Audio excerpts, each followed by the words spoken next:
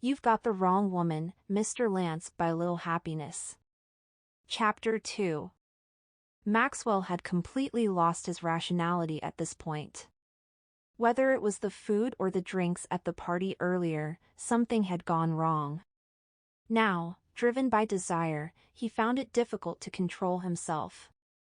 As he touched the woman on the bed, her soft skin and fragrance aroused him considerably. The innocence in her responses and her helpless sobbing nearly drove him mad. An hour later, the man was finally satisfied and fell asleep. Jennifer felt as though her entire body had been crushed, the pain penetrating deep into her bones. Enduring the soreness in her limbs, she hurriedly got dressed and fled from the pitch-black room. In her haste, she collided with a young woman as she entered the elevator. "Sorry." Jennifer's face was deathly pale. She quickly stepped into the elevator and pressed the close button. Rachel Walker immediately looked back after exiting the elevator, staring at Jennifer in disbelief before the doors closed. She recognized Jennifer as Maxwell's wife, the woman who'd stolen her place. There was only one penthouse suite on the top floor, so did that mean Jennifer had come out of Maxwell's room? Did they sleep together? Jealousy consumed Rachel. She had put so much effort into bribing the staff at the party and calculating the timing and dosage of the drug in Maxwell's drink, only for Jennifer to beat her to it. Rachel hurried into the room. In the darkness, she heard Maxwell's even breath as he slept. Only then did she breathe a sigh of relief. A cunning smile played on her lips as she removed her clothes and lay down beside him. Jennifer emerged from the club. She was too afraid to return to her and Maxwell's shared villa. She feared being seen in this state by him or the housekeepers. After all, in their 2 years of marriage, Maxwell had never touched her. But now, her purity had been stolen by a stranger. At the thought of this, Jennifer's mind went blank and her heart was in turmoil. She hailed a taxi, intending to return to the Yale residence. At least, she needed to take a shower and change her clothes first. When she arrived home, Bridget and Jocelyn were waiting in the living room, expecting a call from Daniel Zito. "Mom, do you think Mr. Zito has found Jennifer and—" "Ugh, I'm getting anxious. Why hasn't he called us yet? Shouldn't he just agree to let me be the second female lead already?" Bridget lamented, her eyes filled with greed. Jocelyn squinted and said, "Calm down. It's only past 11 p.m. Mr. Zito is known for being a playboy. He wouldn't let Jennifer slip from his hands." While they were talking, Jennifer walked in with an extremely gloomy expression. Jennifer?" Bridget stammered in shock, "Why are you back?" Jennifer sneered at her reaction. "Why are you so surprised?" Jocelyn looked equally flustered.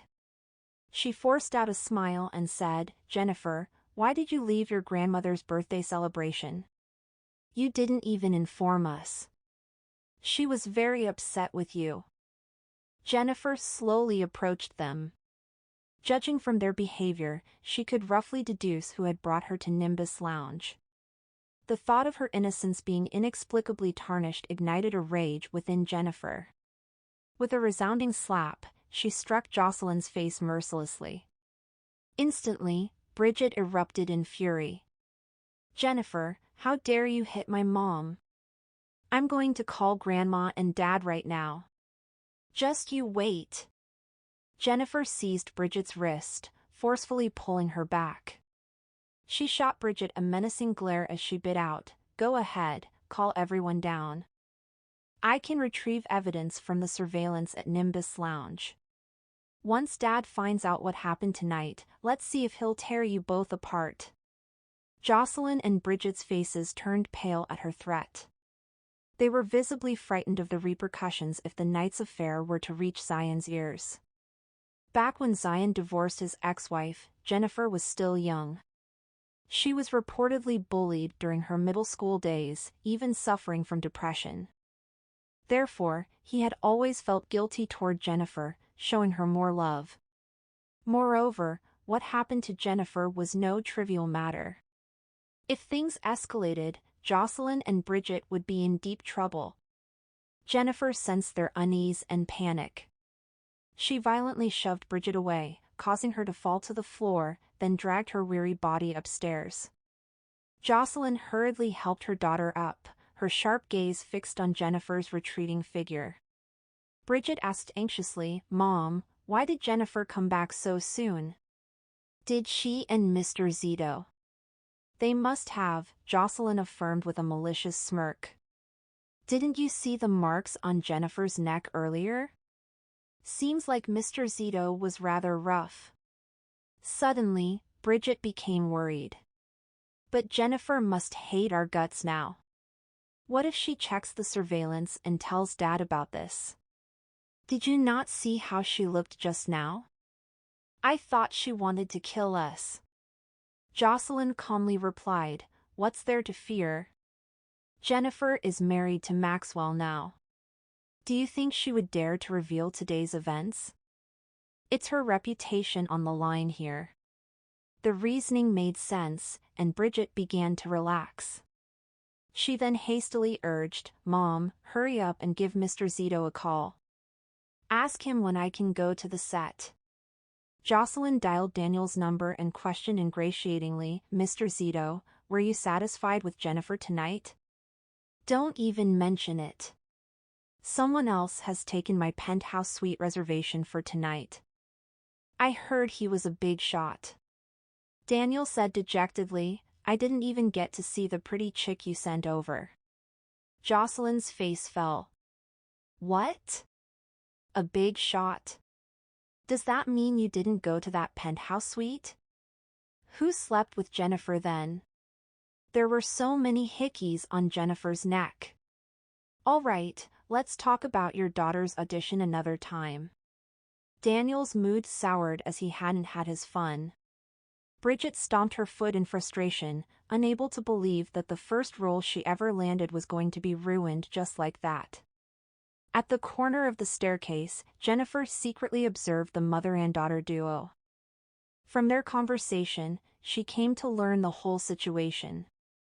It turned out that they had planned to send her to Daniel, but because the penthouse suite was taken by someone even more powerful than him, she had been violated by another man. Jennifer tightly shut her eyes, not daring to recall further.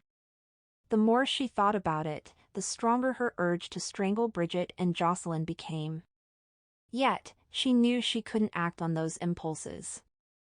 This matter involved both the Yale family's and the Lance family's reputation, as well as her own dignity. Hence, she could only swallow her anger and let the matter rest. Jennifer made her way to the bathroom. Standing under the shower, she vigorously scrubbed her bruised body. She felt absolutely filthy. Her virginity had been taken by a stranger instead of her husband. The thought made her sob uncontrollably, the sound blending with the rush of the shower, creating a poignant melody of despair. Jennifer spent the whole night pondering. She was unable to suppress her indignation. She wanted to know who the man from the night before was. Thus, early the next morning, she went to Nimbus Lounge, hoping to retrieve surveillance footage or guest registration information. Unfortunately, she was told that guest information was kept strictly confidential. Furthermore, their surveillance system was hacked last night and only got back on moments ago. As for the footage, it was gone. Nimbus Lounge was the most upscale entertainment club in Haven City, with complex connections behind it. A young girl like Jennifer couldn't do anything about it. And so, Jennifer couldn't find a single clue. She couldn't seek help from anyone else either. If she were to make a fuss about it, it would cost her pride and dignity. Exhausted, Jennifer returned to the villa she shared with Maxwell. Along the way, she bought emergency contraception pills. Even though she was only 22 and inexperienced, she still had some basic knowledge. She took the pills and absent-mindedly placed the box in a drawer. Jennifer collapsed onto the bed, falling asleep once again.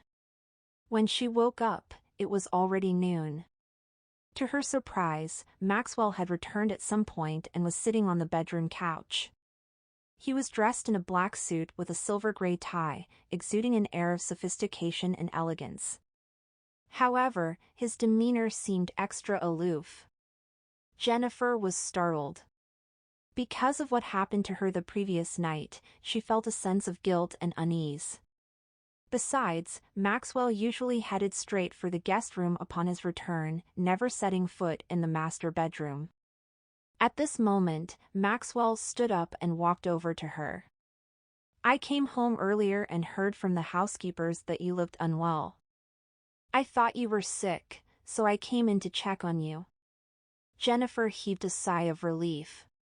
Then, he tossed a pillbox in front of her. "I was looking for a thermometer in your bedside drawer, and I found this. Care to explain?" His tone was calm, but there was a palpable coldness and questioning in it. Jennifer saw the emergency contraception pills she had bought and felt her heart clench.